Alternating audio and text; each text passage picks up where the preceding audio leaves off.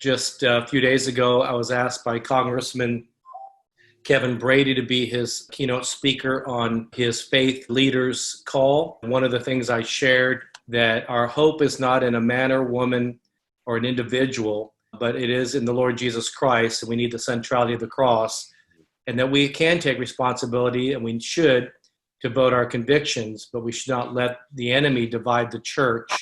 But we need to cross our racial, denominational, generational lines to meet at the cross of Christ. And that really, for me personally, it's an issue of certain deep convictions of traditional marriage, life from conception, and the importance of blessing Israel and peace for the Middle East, etc.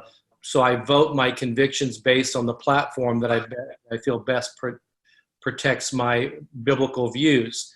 That being said, that I don't have to make enemies out of those who strongly disagree with me. At the same time, I want to represent Christ in every situation and be an ambassador for Christ. So I think it's important for us to keep our perspective, our focus, our purpose in the midst of all these trying times that we're all going through, not just with the pandemic, but with the civil unrest, et cetera, in our country. And so I thank God for each and every one of you that has great equity in your communities, in your city, in your nation, in your state, and the importance of the value of the kingdom in you and through you right now more than ever before. So I want to keep on encouraging you.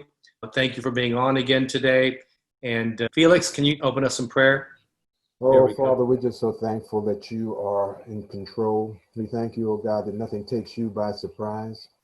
Thank you, Lord, that you have a plan and that we're part of your plan, oh God, and that we want to be found faithful in doing what we're supposed to do as you do what you always do.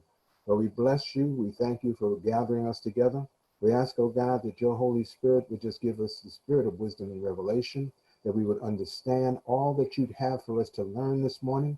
Let us share from our hearts, oh God, but most of all, let us share the love, oh God, that you have for each and every one of us. So bless us this morning, oh God, as you do so well. In Jesus' name, amen.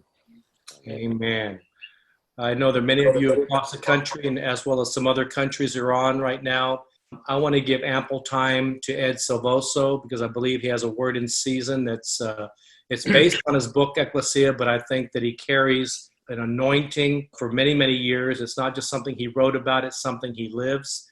When I was at the Reformation Roundtable in Pasadena, California last weekend with Cheon, and on the Friday night I listened to Bill Johnson, and I listened to Ed Silvoso, and his message so resonated with me. And then on the next day we had a Reformation Roundtable, and then on that Sunday I ministered for Cheon at Harvest Rock on that Sunday morning. But I felt like the message he gave, especially the sense of urgency about the message, we need the habitation of God's presence. And on June 27th, Ed Silvoso had an urgent encounter with the Lord, and he's going to share with us part of what took place and also what brought him into the urgency of calling for ecclesias all across the country. And I want him to have ample time to share that. So, Brother Ed, would you take the time just to share your heart, the urgency you feel in your spirit that God showed you? I think it was at 3 or 4 o'clock in the morning, and subsequently what you believe is going to be urgent for this nation right now in the days and the weeks ahead. Thank you so much, Doug. What a privilege to be with you and with so many people. I see some old lifelong friends like Eddie Smith and Mike May and others. What a joy. Folks, let me share from my heart. Let me give you a little bit of background first. There is nothing wrong with your hearing. It's my accent. Okay? I'm from Argentina, and when you learn English later in life, it comes out rusty like this. So treat it like an old radio receiver. Remember when you used to play with the dial until you got it the best you could? And once you do, don't move, stay tuned. If you like what I have to say, you will tell your friends, hey, this cool guy that sounded like Antonio Banderas shared today. If you don't like it, you will say this boring old guy that sounded like Henry Kissinger tried to say something. So let me say very, very quickly, by way of background, my wife and I have the privilege to lead a network of leaders like you, about 7,500 all over the world.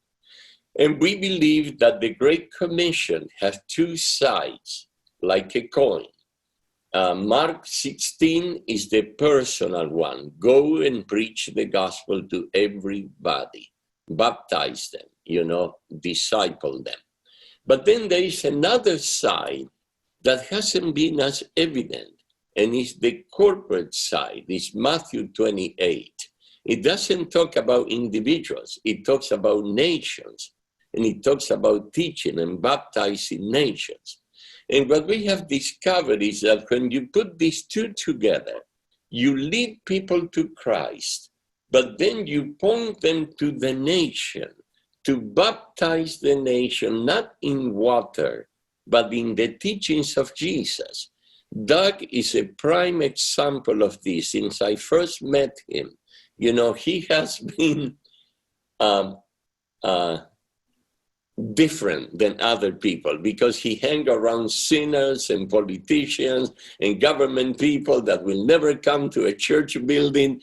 And he was there actually injecting the leaven, the salt, the water of the kingdom.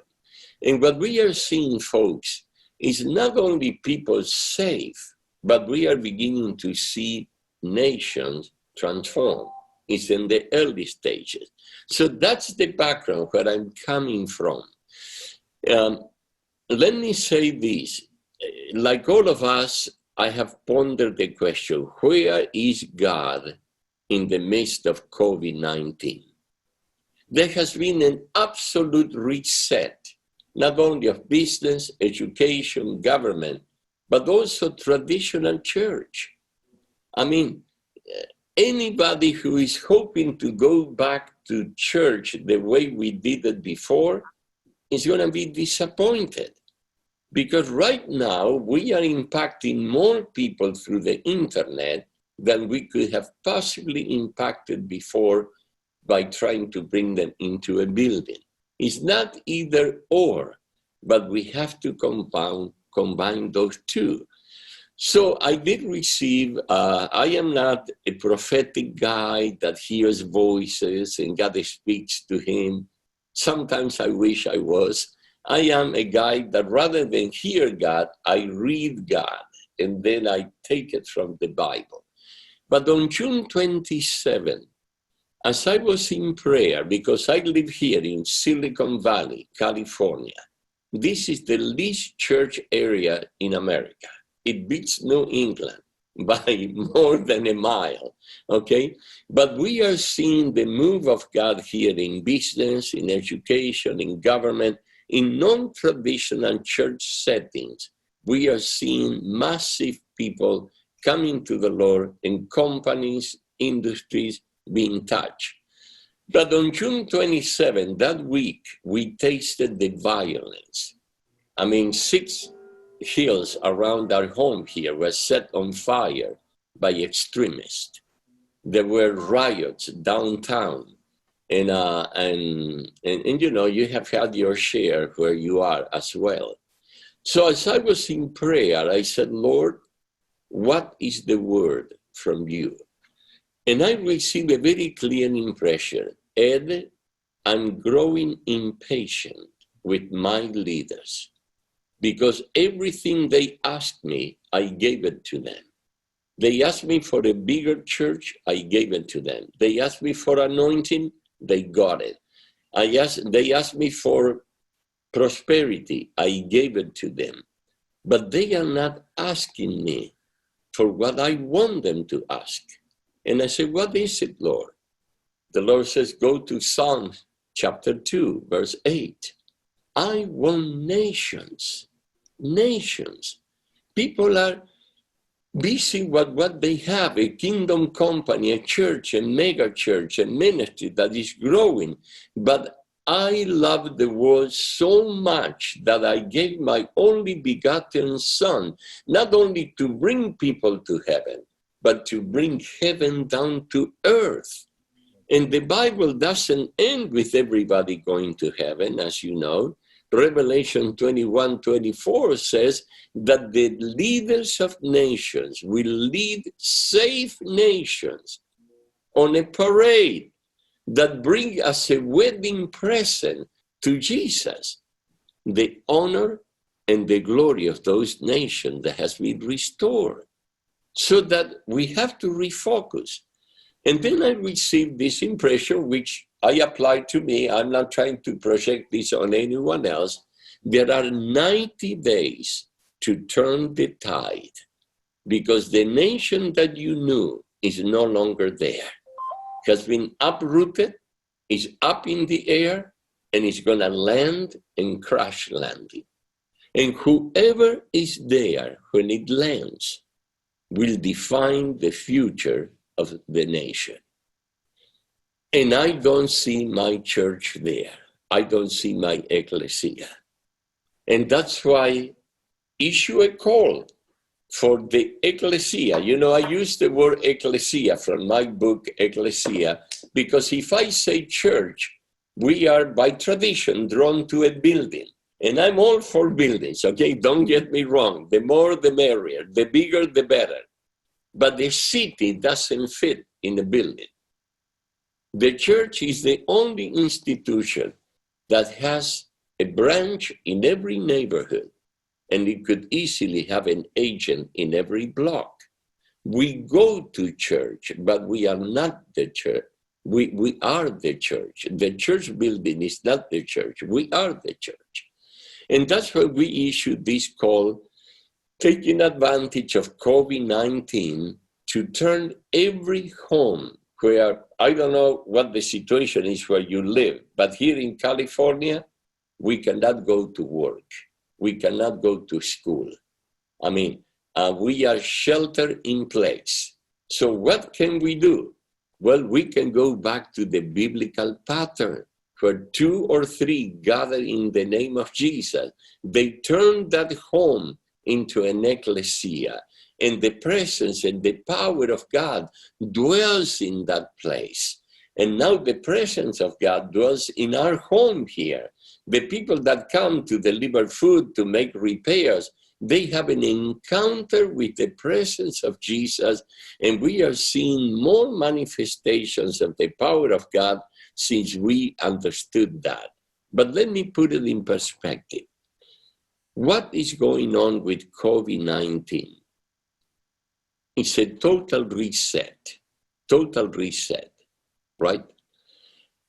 When we study the scriptures in the New Testament, we see that God first gathered the church in one place, strengthened it, and when it reached a certain level, scattered it and moved it out of that structure into an unstructured place where the church has to find the new footing.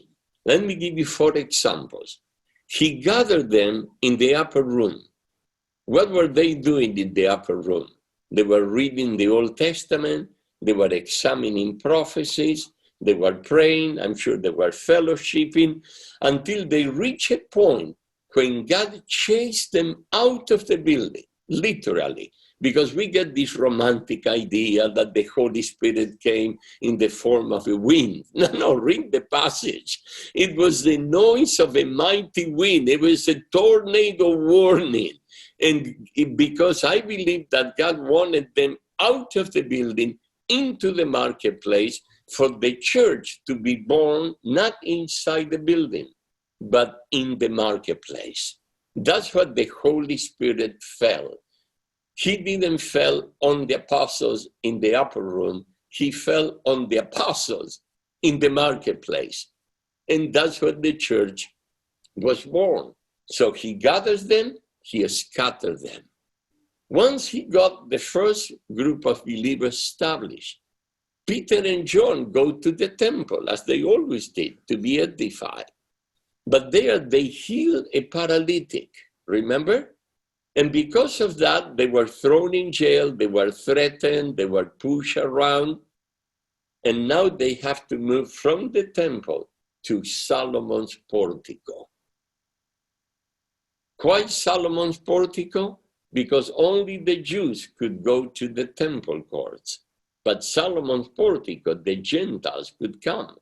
And that's where signs and wonders begin to happen, unhindered by the religious leaders. I mean, they didn't like it, but they couldn't stop it.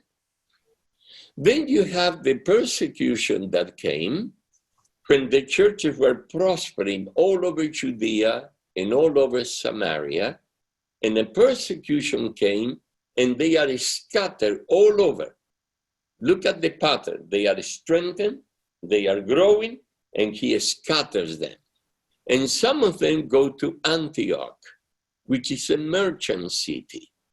And there they begin to preach without any of the traditions of the temple, without asking people to be circumcised first, without the shadow of the temple over them. And that opens the door for the Gentiles to be saved. Barnabas goes there to check them out. I'm glad it was Barnabas and not James, because probably James would have written them off. Barnabas was a son of consolation. And the Bible says that he saw the grace of God. And he said, oh my goodness, this is a new paradigm. So he goes not back to Jerusalem, but he goes looking for Saul, Paul. Brings Paul, and look at this, for 2 years, they strengthened the church. And when the church was strong enough, the Holy Spirit told the elders, set aside Saul and Barnabas, I'm sending them out. And now they go out and they begin to plant ecclesias in synagogues. He gathered them, he strengthened them, and he scattered them. And for 16 years, Paul and Barnabas, and later on Paul and Silas, they planted churches, usually in synagogues, until you get to chapter 19. That's why COVID-19, Acts 19, I draw a parallel. Right there, Paul, whom God has been pushing out of the synagogue. Remember in Acts 18, he went into the marketplace and so many people got saved that Paul got confused. And God has to visit him at night and tell him, Paul, this is the new normal. You will lead people to the Lord in the marketplace. You will baptize them in the marketplace. And you will plant churches in the marketplace, not in the synagogue exclusively. But he tried one more time in Acts 19, and a huge mess developed. Paul left the synagogue. There is no record of him ever going back to a synagogue. He goes to the marketplace, to the school of Tyrannus. And there Paul, instead of preaching once a week to God-fearing people in a religious venue, now Paul and Aquila and Priscilla are ministering every day to pagans in a secular context. And they are working, they are making tents, and the anointing in Paul is so powerful that it impregnates his robes, and those robes are used to heal people and to deliver those that are afflicted by demons. Don't miss the point. All of this happened in the marketplace. And in 2 years, everybody who lived in Asia, that's a Roman province of Asia, everybody heard the word of the Lord. Because Paul broke out of the synagogue into the marketplace. I submit to you folks that this is what is beginning to happen. We realize that we are the church, whatever we are. We dedicate our homes, that's where we begin. But we should dedicate our workplace, the school when it reopens. We need to take the kingdom of God where we are. Now the question comes, but Ed, what about the traditional meetings? Those will come back. But the government can shut them down anytime now that they got used to it.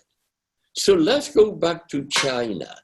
In 1949, the communists took over. They shut down the churches, shut down the missionaries, imprisoned the pastors, expelled the missionaries, burned the Bibles, and there were less than 500,000 believers. Where did they meet? In homes. What did they do? They studied the Bible and prayed and experienced signs and wonders. Fast forward to 2020. We don't have firm figures, but it is estimated that as many as 150 million people may be believers in China. How did they accomplish that? Without buildings, without training the way we do it. Because they rediscovered that where 2 or 3 gather in the name of Jesus, the Lord Jesus manifests himself, and in that home, that workplace, that underground church, that factory, that school becomes a church without the traditional trappings. And let me give you, and then I'll yield back to you, Doug, for you to redirect the discussion. 2 examples here in Silicon Valley, actually 3 examples. As I said, this is the least church region in America. The rapture could happen tonight, and I doubt that anyone will miss us tomorrow. That's how socially irrelevant the church is in Silicon Valley.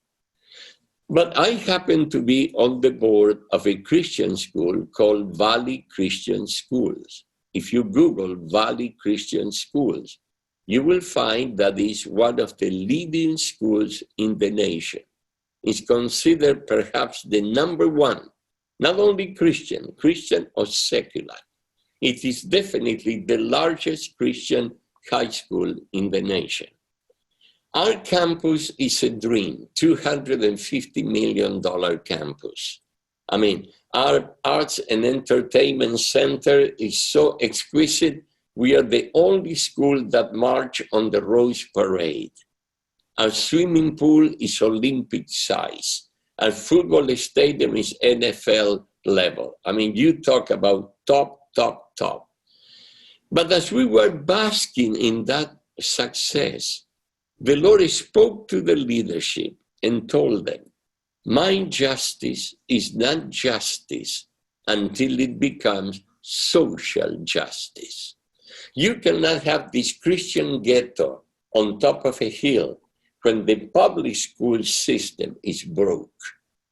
Go and give them what I gave you. Well, that was a tough call because, as you know, the Supreme Court kicked God out of the classroom, right? So the president of the school said that to the Lord, but Lord, we cannot do it because it's Supreme Court. And the Lord said to him, oh, you think that the Supreme Court has a supreme authority? Why don't you put a petition before the court of heaven, and I will receive it? And so by faith, he said, okay, Lord, you want us to go to the public school. Legally, we cannot do it. I mean, we can go but not talk about God. Would you guide us? And after he prayed, the Holy Spirit told us, listen carefully because this is the key, change the mission statement. Our mission statement said that we endorse Judeo-Christian values. That is dead on arrival in the public arena, Judeo-Christian values. And we replace that with this. We embrace the virtues and values of the founding fathers of this nation as expressed in the Declaration of Independence, that all men are created equal, blah, blah, blah, blah, blah. What educator can argue with that, right? And then we sent our seniors, actually just 50 of them, we usually graduate 400 every year. We sent 50 seniors trained as the ecclesia into the school that was the worst school in the district. And we asked permission of the principal if we could come and do for them what they couldn't afford. He said, well, we have a problem. You are a Christian school. We are the public school. You cannot talk about God. We said, sir, promise. It's God's honor. We will not talk about God. But we said to ourselves, we will bring God. And every week we went there and we built, a computer lab, a music lab, everything they couldn't do it. We took the presence of God, and the point average began to improve. On the second year, that school that was on probation ran all the way to the top. On the third year was the #1 school in the district. In the process, the wife of the principal was diagnosed with a cancer, stage 4. The students offered prayer. She received it. The Lord touched her, reversed the progress of the cancer. Now the principal, his wife, and their 2 children became believers. That opened the door for Bible clubs. And that school now became what we call an ecclesia. It's being the church without religiosity. It did so well that the superintendent of the district, this is a consummate bureaucrat, he came to see the leadership of our school, and he asked the question, what is the magic? Because I would like all my schools to be as good as this. And Dr. Doherty, who is the leader, told him, well, it's like a coin. It has 2 sides. One side is excellence. Look at our conservatory. Yeah, I see that. Look at our swimming pool. I see that. Because I teach people, show them Rachel, but they sneak Leah in the bedroom. You see, Jacob wanted a wife. God wanted a nation. I mean, this guy wanted his school to do better, but God wanted that school to be transformed. So he said, okay, I see. I say, what is the other side? Oh, the other side is God. He said, oh, shoot. And he almost cussed. We cannot do that. And then we explained to him, actually Dr. Doherty did, how we change our statement. And we say, we can go there and serve you in any capacity, and we promise you we will not show up with the Bible. So we asked him, what is your biggest problem? And he said, well, my biggest problem are freshmen that are gang members, that they come to school and they begin to sell drugs and they establish gangs. And they fail every subject, and I cannot expel them fast enough. Well, one of our associates developed a program called the Firehouse. And this is a program on campus that for a student to be admitted, listen carefully, has to have 4 F. If the student has 3 F, we are not bad enough. Go get the 4th F and come back. These are the undesirable people. And they are transferred to this program, and the first thing we do, we feed them lunch. We spend time with them. We build their self-esteem. They come from broken homes. And folks, listen to this. This is the 5th year that everybody entrusted to the Firehouse has graduated with honors. They have, many of them have secured scholarships in prime universities. But better than that, 4,300 students and teachers have received the Lord in the public school campuses, and the district gave us permission to baptize some of them in the school swimming pool. Why? Why not? Why not? They realize that their success is dependent on what we bring to them. But it gets better than that. Our school has placed over 400 experiments in the International Space Station. You know, we developed the technology to do that. And we made that program available to the public schools. And you should see the stars in the eyes of the junior hires when they are looking at the satellite blipping on a radar. And they know that on that satellite, there is an experiment that they built there. These are kids that we have never graduated from high school. And they are doing experiments that go into outer space. And our school won the X Prize. I mean, that's $1 million prize for exploring the bottom of the ocean. And that money has gone into the community. So folks, I submit to you that we have a golden opportunity with COVID-19 to go back to our roots as a church. Church is not a building, church is people. And when two people get together, the word ecclesia, as you know, means assembly. And when an assembly gets together, it needs quorum.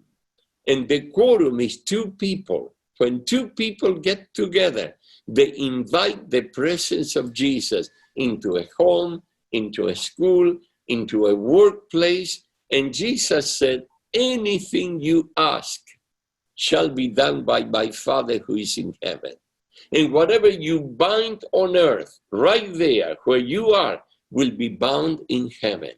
And as a result of these folks, we are seeing a move of God in Silicon Valley that is totally unreligious, but solidly spiritual, to the point that Twitter allowed us to have a celebration in their headquarters.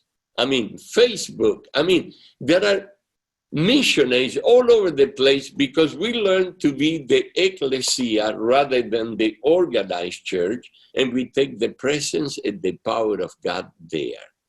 So folks, I want to encourage you today, and I hope that if you will be so open to go on Facebook, can I mention that, Doug? Yes, please. Ecclesia everywhere. Ecclesia everywhere. Okay, Ecclesia everywhere. There is a 5-minute video there where I explain that if 1 million of us were to dedicate our homes as an ecclesia, and the presence of Jesus were to dwell in our homes. My wife Ruth and I did that. We opened the door of the house. We invited Jesus.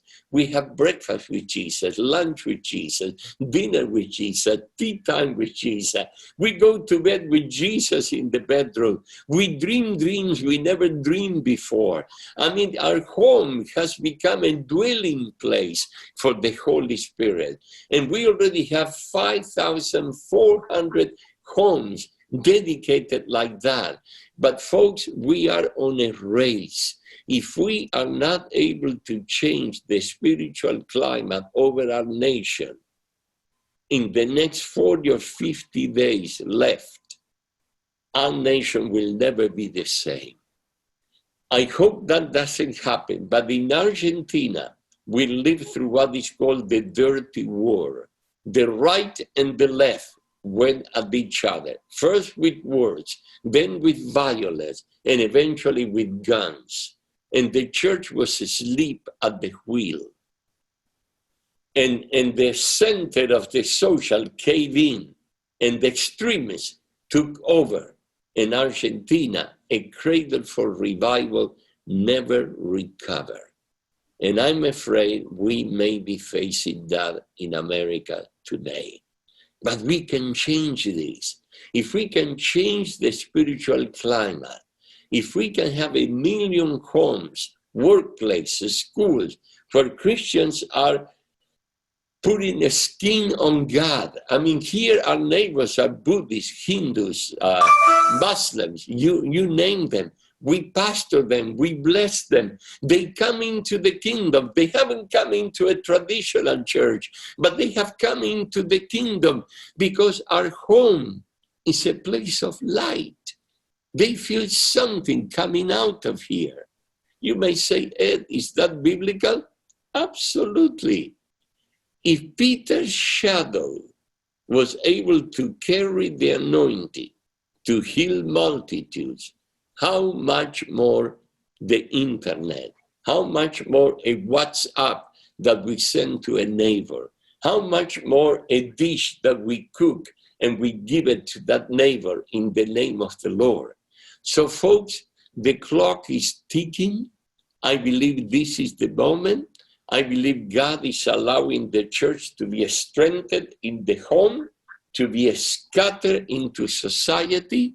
And when COVID-19 restrictions are lifted, I hope we don't just go back into the building, but we keep the building as a training place for us to keep going into the community and transforming the community the way that we are seeing it here in Silicon Valley. Doug, I don't want to dominate the time, so I turn it back to you. No, this is brilliant. And something that you were saying reminded me of a scripture that keeps resonating with me. And it's Jeremiah 9:24. And it says, but let the one who boasts boast about this, that they have the understanding to know me, that's the Lord, that I am the Lord who exercises kindness, justice, and righteousness on earth.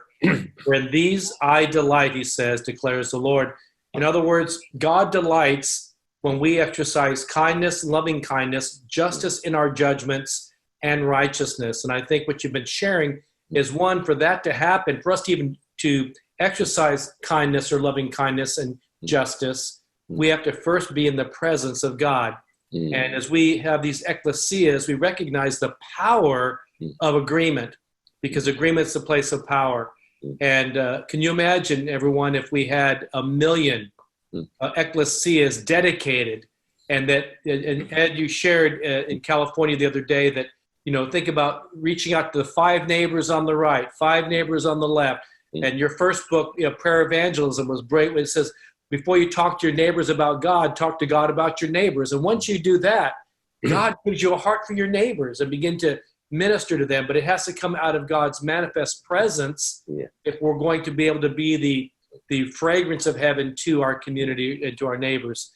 Ed, you also shared that that you're wanting to get 1 million. So you've got how many ecclesias right now? Right now we have 5,200, but why 1 million? Because in America, if on the average you have 3 people in a household, 1 million is roughly 1% of the population. If each one of those adopt 10 neighbors in prayer, breakfast, lunch, dinner, bedtime, you bless them. That's 10% of the population. If God was willing to spare Sodom and Gomorrah for 10 righteous, how much more if 10% of the population in our nation is being blessed and not blessed? And Doug, if I can add this, because when I first met you, Doug, I was challenged by your lifestyle, by your commitment to the down and out. And I would like to say this, why this reset has to happen. It's a shame that 98 cents of every dollar in the average church is spent in that building when the city is broke out there. When I was writing Ecclesia, and I got to chapter 25 of Matthew, you know that passage, the judgment of the nations, I fell on my knees and I cried out to God, because I said, Lord, I don't want to face you on that day and hear you say to me, I never knew you. Depart from me. Because the people that they thought they were in, he sent them out. And those that they thought, I'll never make it in, he welcomed them. And those that he told them, you can't come in, they said, but Lord, look at all the churchy things we did. We cast out demons, we healed the sick, we prophesied. No dice, depart from me. Who are the people that he welcomed into the kingdom? And Doug, this is where you inspired me many years back. The one who cares for the widow, the orphan, the imprisoned, the undocumented foreigner, the one who is needy, the hungry. My friends, this is a total reset. Every revival that resulted in growth, the last one was the Jesus People revival. It began outside the church. The Salvation Army happened outside the church. Wesley began outside the church. I mean, this is a golden opportunity. If 1 million of us were to dedicate our homes, change the spiritual climate, and 40 days before the next election, people can think rationally because they are not, and vote virtues and values rather than anger and resentment. We can turn, we must, we should, I pray we will turn this nation around. But the time is short and we have to move on it. And that's why we set up Ecclesia everywhere. Amen. You know, I was thinking about 1857 and Jeremiah Lamphere, and some call it the business business prayer revival. And the population in the United States at that time was probably about 32, 33 million people, times that now. And through that, 2 million people or so came to know Christ in that movement. It was in the midst of the most difficult of circumstances. There was disease, there was division, there was delinquency, there was wars and rumors of wars. They were getting ready for the Civil War. And yet in the midst of that, when the church takes right posture, and we will have an awakening or a rude awakening, but it will happen. And we have a moment right now, just like in Luke 21, that speaks of the distress of nations with perplexity, because men's hearts fail them out of fear. And yet in the midst of all these pandemics and crises and ethnos against ethnos in the world, God is saying, in my church, it should not be so. We should be the church, cross our racial, denominational, generational lines, meet at the cross of Christ. The centrality of the cross is the only place we'll have the power of the gospel to be able to invade, as you said earlier, Ed, for heaven to invade earth. We've got to get back to that right posture in humility, personal reflection, repentance, so that God can use us with his anointing, because we need a corporate anointing in favor of God to bring the manifest presence of God into our communities. And finally, I'm thinking about even the first century Jewish historian Josephus, and that he lived through the desecration of Solomon's temple, the second temple, the destruction of the temple, the scattering of Israel that we saw all the way through now, where the diaspora, now they're regathering, of course, since 1917, the Balfour Declaration, in 1948, the establishment as a nation.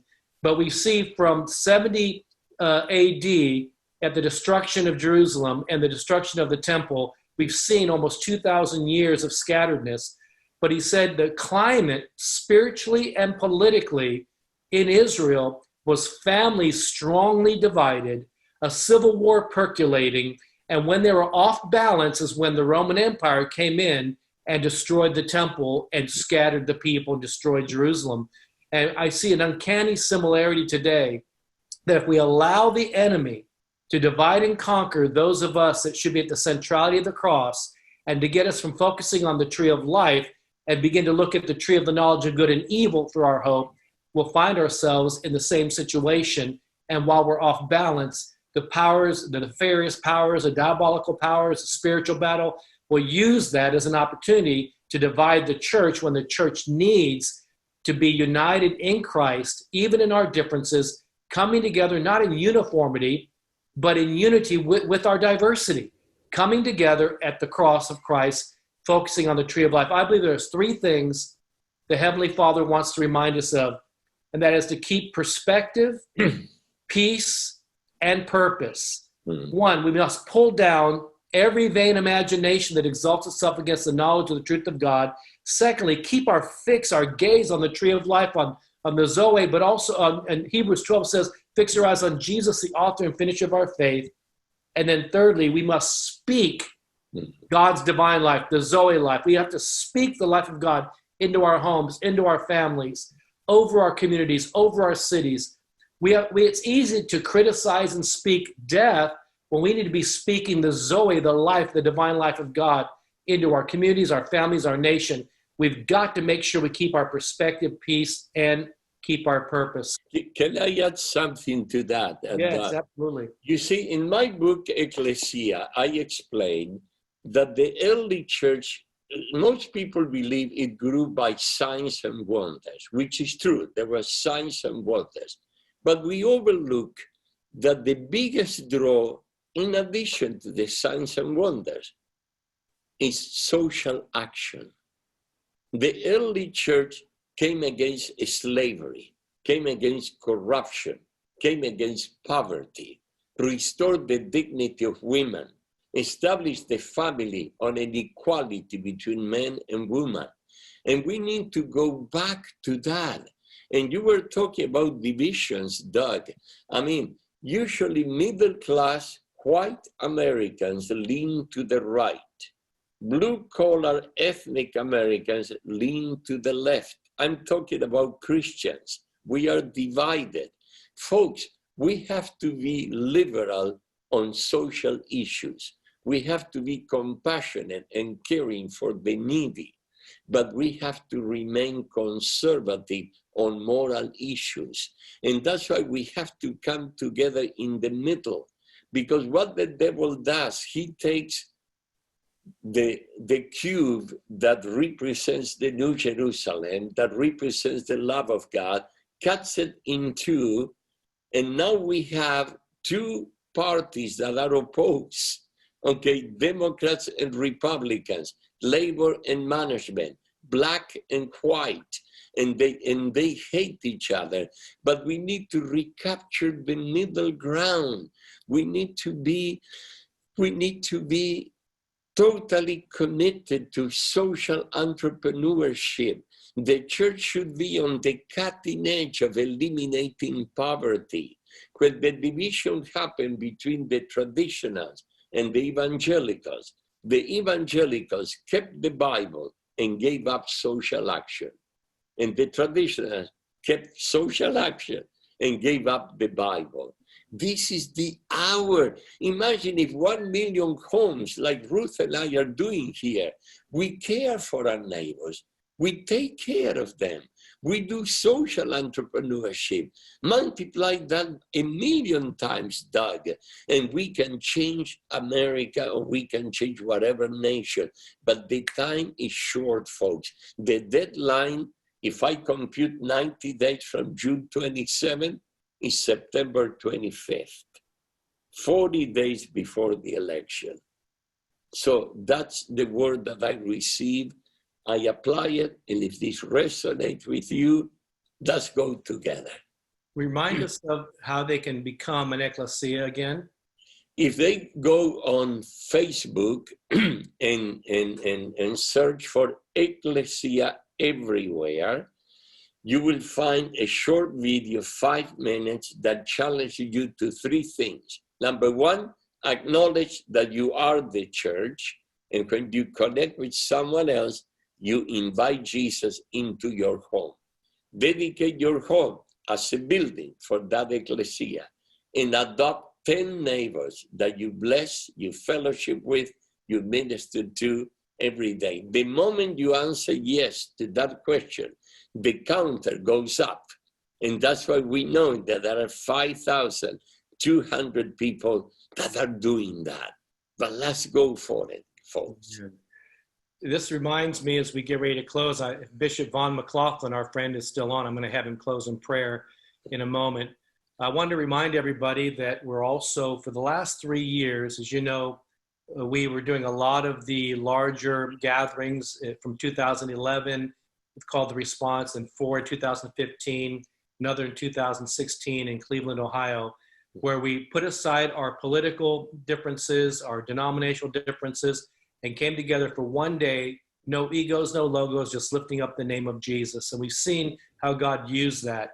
Because the last 3 years we were looking at trying to do an element of what we call Somebody Still Cares America Heal the Land Tour. And the idea is that it's prayer with presence and presence with prayer, so that we can become a tangible expression to our communities meeting the needs of the community. As Isaiah 1 says, and Ed alluded to as well, God doesn't just listen to our raising of our hands in prayer and our kumbayas and gatherings.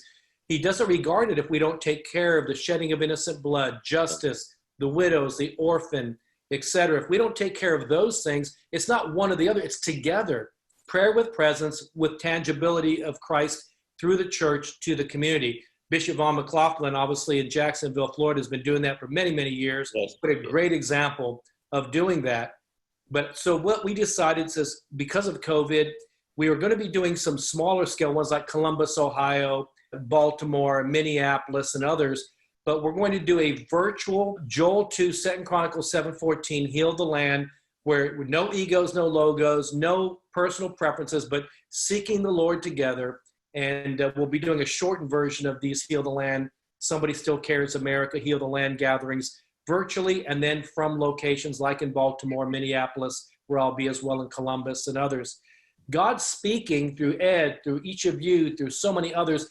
There's something resonating that if we can somehow connect these, there's a synergy that will take place. And so I just want to encourage you with that, because I look at Joel 2, that to me has to go hand in hand with 2 Chronicles 7:14, because Joel is only 3 chapters, but it's spoken to a warning and a challenge to a nation in crisis. Mm-hmm. And the response is through humility and repentance. And I think that's where we are today. If we put aside our own personal kingdom building for the sake of seeking the Lord, keeping perspective, keeping our right purpose, so the peace of God permeates our lives, we can make a difference. And I believe that God can heal the land, as many of us have been feeling for years that we're in a Nineveh moment.